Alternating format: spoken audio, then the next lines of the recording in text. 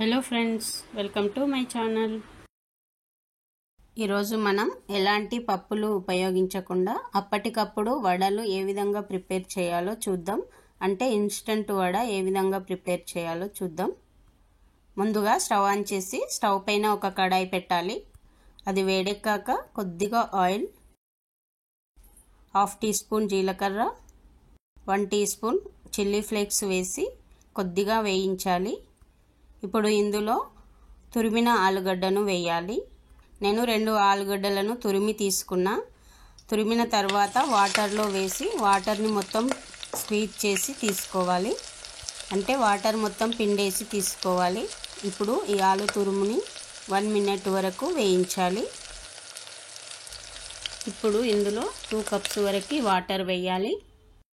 అలాగే 3/4 tea spoon వరకు salt వేయాలి.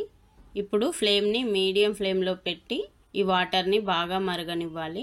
మూత పెట్టి మరగనివ్వాలి.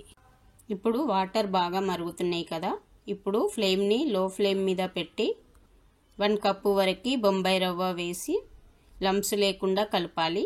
నేను 1 కప్పు రవ్వకి 2 కప్స్ వాటర్ తీసుకున్నా. ఇప్పుడు లంప్స్ లేకుండా కలిపి మూత పెట్టి 2 నుంచి 3 నిమిషాలు ఉడకనివ్వండి. ఇప్పుడు ఇది కంప్లీట్గా ఉడికింది. దీనిని ఒక మిక్సింగ్ బౌల్లోకి తీసుకొని చల్లారనివ్వాలి. ఇప్పుడు దీనిని చల్లారనివ్వాలి. ఇప్పుడు ఇది చల్లారింది. దీనిలో సన్నగా కట్ చేసిన కరివేపాకు, ఈ విధంగా సన్నగా కట్ చేసిన పచ్చిమిర్చి వేయాలి. గ్రీన్ చిల్లీస్ 3 గ్రీన్ చిల్లీస్ తీసుకున్నాను. నేను ఒక లార్జ్ సైజ్ ఆనియన్ తీసుకున్నా. ఈ విధంగా సన్నగా కట్ చేసి వేయాలి. అలాగే 1.5 ఇంచు అల్లంని, అదేనండి జింజర్ని ఈ విధంగా తురిమి వేయాలి. ఇప్పుడు ఇందులో 1 టీ స్పూన్ వరకు సోంపు వేయాలి. మీరు సోంపుకు బదులు జీలకర్ర కూడా తీసుకోవచ్చు, కానీ సోంపు వేస్తే మంచి ఫ్లేవర్ యాడ్ అవుతుంది, అలాగే టేస్ట్ కూడా యాడ్ అవుతుంది. దీనితో పాటు 3 టేబుల్ స్పూన్స్ వరకు బేసన్ తీసుకోవాలి, అదేనండి శనగపిండి.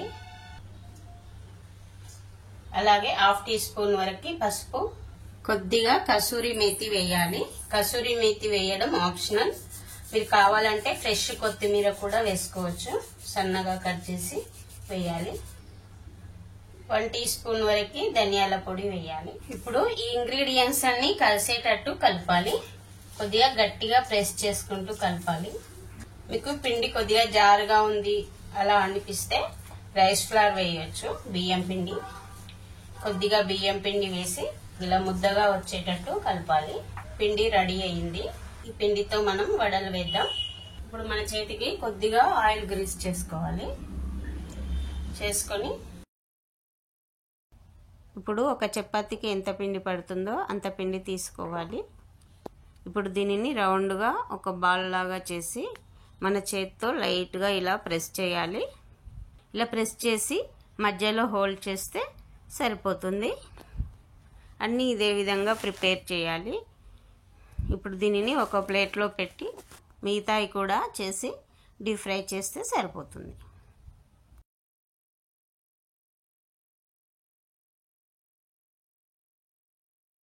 ఇలా చేసి డీప్ ఫ్రై చేయాలి.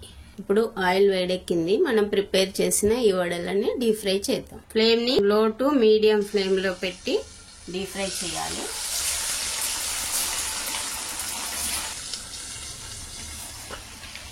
గోల్డెన్ కలర్ వచ్చే వరకు డీప్ ఫ్రై చేయాలి.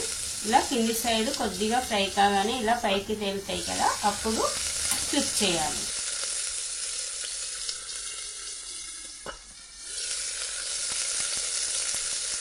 టూ సైడ్స్ ఈ కలర్ రాగానే తీసి ప్లేట్లోకి వేసుకోవాలి.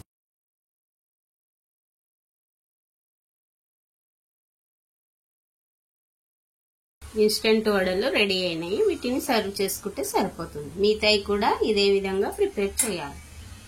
ఇన్స్టెంట్ వడలు రెడీ అయినాయండి. ఈ రెసిపీ కనుక నచ్చితే ఒకసారి లైక్ చేసి నా ఛానల్ని సబ్స్క్రైబ్ చేయడం మర్చిపోకండి. ఇంగ్రీడియంట్స్ డిస్క్రిప్షన్లో ఉంటాయండి. Thanks for watching.